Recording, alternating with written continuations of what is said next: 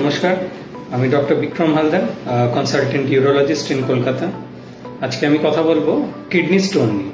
Kidney stone ultimately বলতে আমরা বুঝি যে কিডনির ভেতরে যদি কোনো পাথর তৈরি হয়ে থাকে, কিন্তু কিডনি স্টোন খালি কিডনি অব্দি কিন্তু সীমিত থাকে না। সেখান থেকে স্টোনটি পেছাপে নালী, যেটাকে আমরা ইউরেটার বলি, ওটা দিয়ে নেমে আসতে পারে।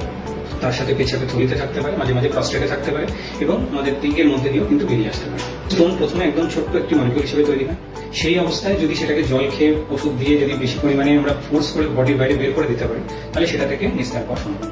কিন্তু যদি সেই স্টোনটাই একটা জায়গায় থেকে যায়, সেখানে তারপরের পর লেয়ার জমতে থাকে, থাকতে থাকতে একসময় সেটা সাইজে বড় হয়। যাদের সাধারণত একবার স্টোন হয়, অলমোস্ট দেখা যায় যে নেক্সট 5 বছরে অলমোস্ট 50% ক্ষেত্রে তাদের আবার স্টোন হওয়ার চান্স থাকে। তো এই জিনিসটা কম করতে গেলে কিন্তু তাদের কিছু ফিজিক্যাল অ্যাক্টিভিটি বাড়াতে হবে, কিছু ডায়েটারি জিনিস মেনটেন করতে হবে, ফ্লুইড ইনটেক বাড়াতে হবে, ফিজিক্যাল অ্যাক্টিভিটি বাড়াতে হবে, এবং বিভিন্ন কোমরবিডিটি যেমন ডায়াবেটিস, হাইপারটেনশন, ডিসলিপিডিমিয়া, যেগুলোকে আমরা মেটাবলিক সিনড্রোম বলি, সেইগুলোকে কিন্তু কম করতে হবে।